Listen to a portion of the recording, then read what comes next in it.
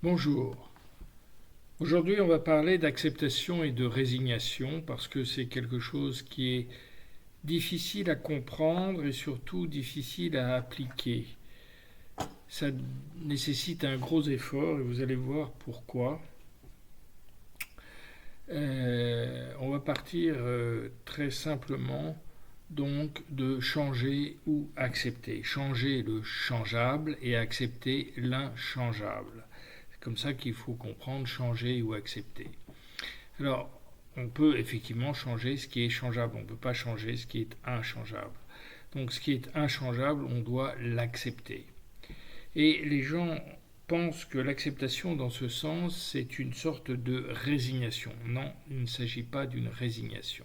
Alors on va voir un petit peu les étapes. Alors d'abord, vous savez que vous avez le monde extérieur et le monde intérieur. Le monde extérieur, c'est celui dans lequel on vit, c'est l'ambiance. Et ce monde extérieur, on va pouvoir changer certaines données. On peut allumer le chauffage, il fera plus chaud dans la maison. On pourra aller à la plage si on a envie de changer d'endroit. Au lieu de rester à la maison au bord de la mer, on peut aller se baigner dans la mer. Ça, ce sont des choses qu'on peut changer. Et puis, il y a des choses qui ne peuvent pas être modifiées. Par exemple, le fait que vous soyez au bord de la mer fait que, au même instant, vous ne serez pas dans une grande ville. Euh, je veux dire Paris ou en montagne, on ne pourra pas être à deux endroits différents. Il faudra du temps pour pouvoir aller de l'un à l'autre. Et puis, pas seulement du temps, il faudra peut-être aussi de l'argent, parce qu'on ne se déplace pas non plus gratuitement. À moins d'aller à pied, mais dans ce cas-là, on est dans un rayon quand même assez restreint de, disons, 5 à 10 km. Bon. Ça, c'est le monde extérieur. Quand il pleut, vous ne pouvez pas changer le fait qu'il pleuve. Euh, Au moins, instantanément, on peut changer d'endroit, mais on ne peut pas changer le fait qu'il pleuve à cet endroit-là. Ça ne dépend pas de nous. Et puis, vous avez le monde intérieur dans lequel on peut toujours changer. Et c'est là où il faut faire attention de ne pas changer ce qui est bien. Et ce qui est bien, c'est quand on n'a pas de conflit intérieur, quand on est en paix avec soi-même. Dans ce cas-là, on n'a pas à se soumettre à qui que ce soit, aux conventions, à se soumettre à une politique, à se soumettre à une religion, à se soumettre à, oui, ce que je vous disais, des conventions sociales, quelles qu'elles soient, si on est en paix avec nous-mêmes. Donc vous voyez que dans les deux cas, monde extérieur et monde intérieur, il y a deux choses qu'on peut changer et d'autres qu'on ne peut pas changer. Et c'est là où il faut faire attention de savoir quoi. On a quatre possibilités et un petit peu plus dans le sens qu'on peut être dans le monde extérieur, on peut changer des choses et dans le monde intérieur, on peut ou on ne peut pas changer, on doit ou on ne doit pas changer certaines choses.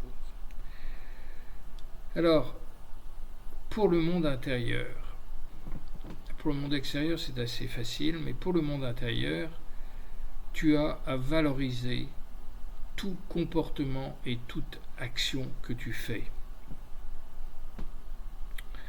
On me demande aussi souvent pourquoi ne pas condamner. Eh bien, on ne peut pas condamner parce qu'on n'est pas des juges. La pire des atrocités est, entre guillemets, condamnable, mais ce n'est pas à nous à la condamner. Je veux dire par là que on n'est pas un juge suprême. La peine de mort est abolie. Parce que si vous commencez à dire ça c'est inacceptable, vous ne savez pas où ça commence et où ça se termine.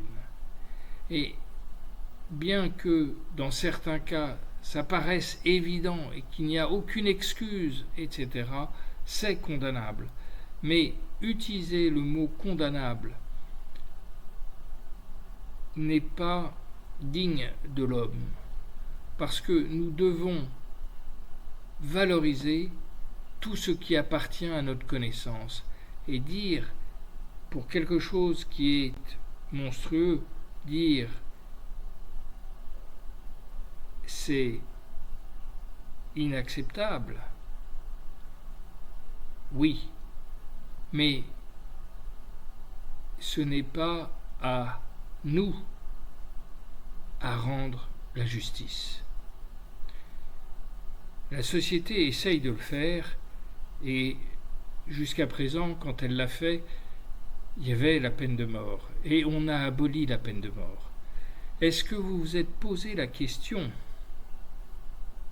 de pourquoi on a aboli cette peine de mort? Eh bien parce que, de façon beaucoup plus forte que nous, surconsciemment, on s'est dit, qui sommes-nous pour juger les autres? Et c'est ça qui l'a emporté, et c'est ça qui doit continuer à l'emporter. Donc on doit valoriser tout ce qui appartient à notre connaissance. Valoriser, c'est dire, j'accorde une valeur ou je n'accorde pas de valeur. Mais je n'accorde pas de valeur, il faut le faire de façon honnête, lucide, objective, de façon à ne pas avoir envie de recommencer. Si vous le faites avec moralisme, vous allez avoir envie de recommencer. Et dans ce cas-là, ça ne servira à rien d'avoir décrété que quelque chose est condamnable, entre guillemets. Donc, voilà. Donc, l'effort qu'on a à faire, c'est celui de la valorisation. Mais, tu dois accepter la réalité des faits extérieurs. Par exemple, les faits inéluctables, que ce soit la maladie ou la mort. Ce sont des choses que tu ne peux pas changer. Donc, il faut, face à ça, les accepter. Les faits passés, le fait que le temps n'est pas réversible, il faut prendre ce qui est passé pour quelque chose d'acquis qu'on doit transformer. Une expérience négative passée, quelle qu'elle soit, un traumatisme comme disent certains des psychologues, le traumatisme doit être accepté pour être surmonté. La seule façon de surmonter quelque événement qui soit, quel qu'il soit, de perdre son enfant, d'être au bord de la mort, d'avoir un cancer, sont des choses qu'il faut regarder en face. La sagesse de l'homme, pas de la société, de l'homme, aboutit à ça. Le médecin doit dire aujourd'hui, quand quelqu'un est atteint de cancer, vous avez un cancer. C'est très difficile de dire ça. Il ne faut pas le dire en supériorité, il ne faut pas le dire en dramatisation. Il faut l'expliquer. Il faut laisser le temps à la personne de le digérer. C'est un choc très fort. Et ce choc, il faut pouvoir avoir la force de le regarder en face. Enfin, ce qu'il faut accepter, c'est ce que pensent les autres. Peu importe ce qu'ils pensent de toi, tu ne pourras pas le changer, tu n'es pas à leur place, tu n'es pas dans leur tête. La seule chose que tu peux faire, c'est montrer l'exemple. Et par l'exemple, changer leur point de vue. C'est l'exemple que tu vas donner qui va changer leur point de vue. Ce n'est pas toi qui vas leur dire « Ah bah papa, regardez-moi, etc. etc. » Non, ça ne sert à rien. Ce qui changera, c'est quand tu seras capable de changer intérieurement. Et par ton changement intérieur, tu transformeras les autres. Tu peux transformer une ville, tu peux transformer un pays, mais tu ne pourras pas imposer aux gens de penser ce qu'ils pensent. Et tu ne sauras jamais ce qu'ils pensent parce que tu ne seras jamais à leur place dans leur tête. Alors, maintenant, j'en viens sur le point fondamental de faire la différence entre accepter et résigner. L'acceptation, c'est la possibilité de dissoudre. Accepter une impossibilité, c'est arriver à ne plus la voir comme une impossibilité. Et ne plus la voir comme une impossibilité, c'est pas la refouler. C'est donc faire en sorte qu'elle n'existe plus, c'est-à-dire la sublimer, ou encore faire en sorte que elle n'apparaisse plus dans notre évasion imaginative. Et pour ne plus apparaître dans notre évasion imaginative, on a besoin de la dissoudre. C'est-à-dire de spiritualiser, de comprendre pourquoi elle n'a pas lieu d'être, d'accepter et de comprendre pourquoi on doit accepter, parce que je ne peux pas changer. Puisque je ne peux pas changer, ça ne sert à rien de faire semblant qu'elle n'existe plus ou de faire semblant que je vais pouvoir la changer. Dans les deux cas de figure, ça ne servira à rien. Et une fois qu'on aura fait la spiritualisation, il faudra faire la sublimation, c'est-à-dire transformer l'automatisme qui nous met cette idée en tête par une sublimation, c'est-à-dire un arc réflexe, une mémoire procédurale qui va se loger dans le cervelet directement, une sublimation qui va transformer cette idée récurrente, inacceptable, en quelque chose qui n'existe plus pour nous. C'est-à-dire, c'est une donnée, je ne vois pas pourquoi je me poserais. Il y a des gens qui vous diront, je ne triche jamais, ni un métro, ni un ticket de métro, ni quoi que ce soit. Parce que ça ne me vient même pas à l'esprit. Si on doit payer, on paye, point barre.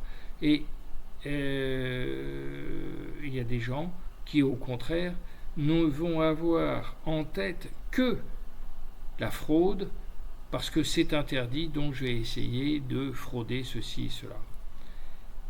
Lequel des deux faut-il choisir ? C'est pas une question de morale, c'est une question vis-à-vis de vous-même. Est-ce que vous voulez être obsédé pendant tout le trajet de l'autobus par est-ce que je vais avoir un contrôle, ou bien être en paix intérieure et vous dire j'ai payé, je n'ai rien à me reprocher et peu importe les contrôles qu'il puisse y avoir. Pour mieux vous faire comprendre ça, je prendrai le terme résigné qui est une certaine soumission. Et la soumission, c'est d'une part refouler son indignation, c'est-à-dire ne pas vouloir la voir, essayer de l'occulter, essayer de ne pas y penser consciemment ou subconsciemment, essayer de le mettre de côté. Alors que tout à l'heure, le sublimer, c'était le dissoudre.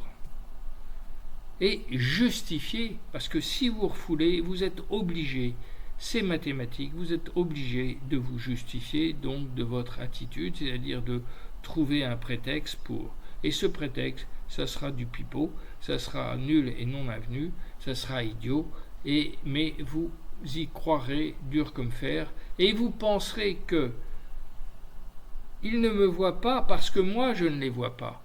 C'est le petit garçon qui se cache derrière sa main. Eh bien, c'est exactement ce qu'on fait quand on se justifie. Alors le dernier point, le plus dur qui reste, et c'est là où ce phénomène est difficile, c'est où est la justice dans tout ça. Alors la justice, parce que rien n'est pire que l'injustice. On ne supporte pas l'injustice. Quand on vous dit que vous avez mal fait alors que vous avez le sentiment d'avoir fait quand même du travail, le mal devient insupportable pratiquement. Alors la responsabilité, elle est entière pour chacun de nous. Celui qui vous fait la remarque comme quoi votre travail n'a pas été bien fait, comme vous qui recevez ce compliment, si je puis dire, enfin ce reproche plus exactement, eh bien autant vous êtes responsable à 100% que la personne qui vous dit ça est responsable, elle, à 100%. Et la justice est inhérente à la vie, elle est incluse dans la vie. Quelqu'un qui vous critique alors que vous n'avez rien fait de foncièrement mal, ça ne sera jamais parfait, mais ça sera plus que acceptable. Vous savez le travail que vous avez fait. Si vous l'avez fait avec amour, si vous l'avez fait avec paix intérieure, vous serez récompensé, quoi qu'on vous dise. Par contre, la personne qui sait que c'est quand même pas mal ce que vous avez fait, qui vous dit c'est nul, elle sera coupable. Ça ne se verra pas tout de suite, mais elle en souffrira. Comment en souffrira-t-elle? Elle en souffrira parce qu'elle le sentira en elle-même que c'est injuste quelque part. Et cette injustice lui retombera dessus. La justice est immanente, c'est-à-dire qu'elle existe indépendamment de vous, des autres, etc. Elle est en chacun de nous, chaque action que nous faisons. Si vous vous rappelez bien, pour Diel, le désir est émotion ou affect et représentation. Eh bien, dans la Bible, vous retrouvez ces deux notions fantastiques. Vous le verrez dans le livre La divinité de Paul Diel, la suite qui est le symbolisme dans la Bible, toujours de Paul Diel. C'est dans l'œuvre de Paul Diel, tous les livres se complètent les uns les autres, ils s'enchaînent et ils se complètent. Dieu juge, qui est l'émotion, c'est la sublimation, et Dieu créateur, qui est la représentation, c'est la spiritualisation. Eh bien, ces deux notions fondamentales, ça fait plus de 2000 ans, et comme la Bible a été empruntée aux Égyptiens, ça fait 7000 ans que l'homme sait ça. Alors, s'il vous plaît, prenez ça en considération et non pas à la légère. C'est pas, vous voyez, que ce soit les Égyptiens ou que ce soit les Grecs, les Romains, c'était connu. Alors il faut être suffisamment humble pour se dire, si ça existe depuis 7000 ans, ces notions-là, je peux y prêter attention et ça vaut la peine. Voilà. Donc c'est ça que je voulais vous dire et terminer par ça. Maintenant, je ne sais pas si de telles considérations très jusqu'à la Bible, si vous voulez, peuvent vous toucher ou vous montrer à quel point c'est important, c'est fait partie de notre culture. Mais indépendamment de ça, ça va au-delà, c'est le surconscient qui parle, c'est l'esprit humain, et c'est la grandeur de l'homme, de l'être humain, qui est universelle et qu'on retrouve dans toutes les civilisations. Voilà. Donc j'espère qu'avec ça, vous allez comprendre la différence entre acceptation et résignation. Et c'est ça qui vous donnera également cette notion de justice immanente, qui est fondamentale pour la psychologie, parce que sans justice, on devient fou, entre guillemets, c'est-à-dire qu'on ne supporte pas que ça soit ainsi. Voilà, bien écoutez, je vous remercie pour votre patience, pour votre écoute. Vous savez que si vous voulez bien vous abonner à la chaîne, plus on a de followers et plus on prend une place, et il y en a besoin aujourd'hui, parce qu'il y a tellement de valeurs qui sont bafouées et dévalorisées qu'il est nécessaire de renforcer un petit peu les valeurs qu'on a. Vous pouvez m'écrire à mail@ehepm.com. Je lirai vos courriers comme je le fais régulièrement et je vous répondrai donc personnellement si vous avez des questions. Vous pouvez aussi poser des questions sur YouTube et vous avez toute la chaîne. Maintenant, vous avez également l'école des hautes études en psychologie de la motivation ou psychologie mathématique que vous pouvez suivre, vous abonner et on peut voir avec vous les différentes sessions et quand vous voulez démarrer. N'hésitez pas à revenir vers moi pour le nouveau programme de l'EHEPM et bientôt on aura accès à l'université. Donc n'hésitez pas à me poser des questions par écrit, je recevrai avec plaisir vos mails et j'y répondrai. Voilà, je vous souhaite une bonne journée et à bientôt. Merci.